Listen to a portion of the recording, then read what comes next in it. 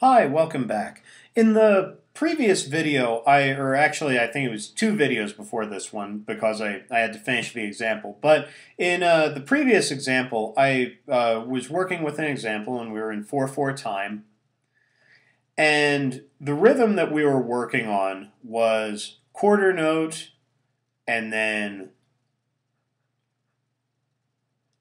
quarter rest, quarter rest, quarter note was kind of the rhythm that we were working with, and I kind of had a little bit of an aside in on that video, and I just kind of wanted to clarify a little bit, I guess, what I was talking about, and the extent I want to clarify it is really unless you're an arranger, if you're interested in composing and arranging music, which I hope you are, I hope you are interested in that, and I hope I don't want to necessarily make you feel like there are a bunch of weird rules that composers and arrangers and people that write music have to follow.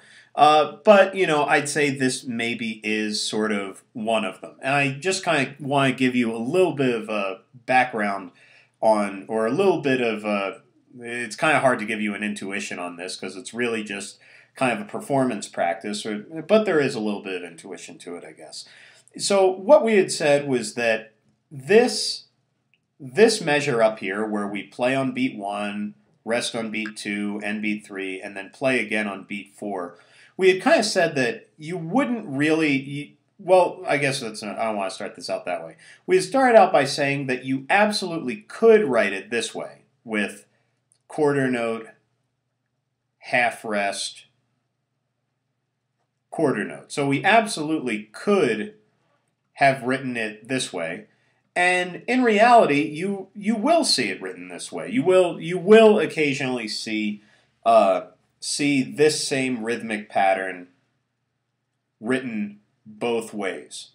But part of I guess what I want to let you know a little bit about this, and I kind of touched on this in the last video when I was explaining this a little bit, is when you're writing music. So if we're writing music, and like I'll do this a bunch. Like I wrote something a while ago, and I'll probably eventually further on down the road I'll probably post a the recording of it that came out.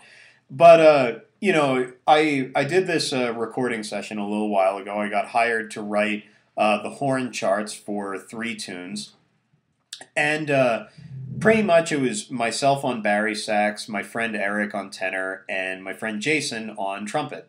And we each had for each tune, and this was for 3 different tunes. We each had 4 or 5. I think they actually came out to be 5 different sheets of music, and they were all of them had lines. All of them had probably 10 or 12 lines of music, and it was actually pretty hard stuff. It was pretty rhythmic, and I'll play it for you later, and we can go over, I guess, what I did. But the point I want to make is when we did that recording session, we really didn't have any time to rehearse. I think Jason even asked me to email him the parts, and I didn't finish them till like 2 hours before the recording session, so I couldn't email him, even if I did email him, I don't think they would have done much good because he would have been in the car on his way to the recording session. But and I shouldn't have done that. I shouldn't have procrastinated like that for writing these charts, but I guess I did. But anyway, the thing I kind of wanted to say is that there really wasn't very much preparation time for reading this chart that I wrote. And I had written hard stuff. It wasn't like I wrote just really easy stuff in it. So I really had to go out of my way when I was writing stuff that it was very clear what I wanted musicians to play. Or not so much it was very clear, because really these are totally equivalent. These 2 examples right here sound the exact same. They are equivalent. They in every way they really are equivalent except for looks. The point is that this example up here, and I'm going to do this in red, that this example here, the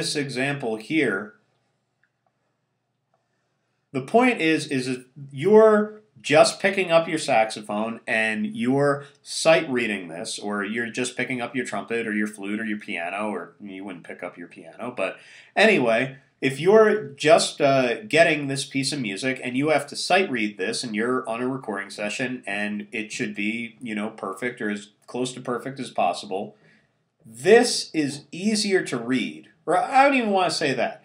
Let me just express this as a probability.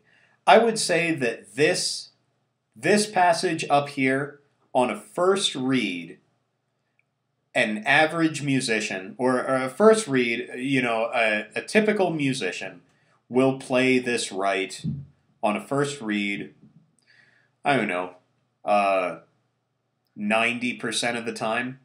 And we might be going really super quick, and actually this is pretty easy, so it might be a bit higher, or maybe it's 96% of the time. And this is hypothetical, so I don't want to necessarily say this. And if this isn't making sense, you can just move on to the next video, because this is this is mainly for people that are just interested in arranging and composing, I guess.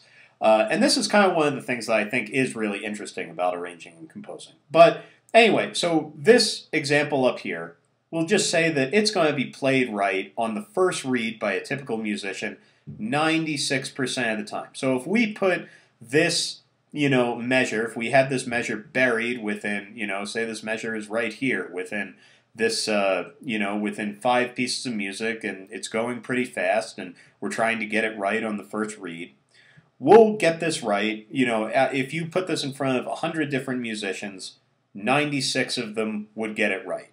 And that's even if they're all the same skill level. This is just kind of like the probability of it. However, and I'll do this in yellow down here, if we write this way, and again, this is perfectly acceptable to write music this way, and these are two equivalent measures. They sound exactly the same, but the point is that if we write that bar this way, and it's because we're combining these two rests, and we can do that, and I'll show you some examples where combining 2 quarter rests into 1 half rest is absolutely acceptable, and you really should do this most of the time, just not in this example. But if we write this way, and so we've got beat 1, get rid of that, there. So if we've got beat 1, beat 2 is here, and then remember beat 3 is going to be in no man's land. So beat 3 is going to be kind of floating out here, and then beat 4 happens on this quarter note. And we put and say, that this measure is just in the same spot in this music where this other measure was. And we put this music in front of 100 different musicians. They're all at the same skill level, and we have them read it through the first time.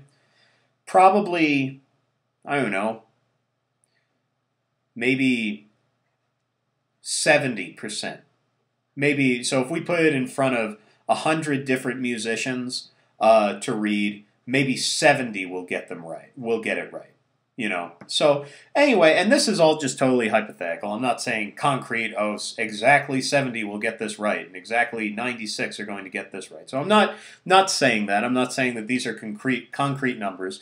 But what I'm trying to say is that there is, and I'll go into this more in depth in the arranging playlist, definitely, but there is kind of this third beat rule where on the third beat, you do want to almost go out of your way to have a note over the third beat, to have, well, not a note, either a note or a rest. You don't want to condense the third beat so that it's, that 3 is out in no man's land most of the time. If you have, and I might be confusing you now, but if you have a whole note, this isn't saying don't write whole notes. Whole notes are fine. So this might be a bit confusing, and I'll explain this much more in depth in the arranging playlist.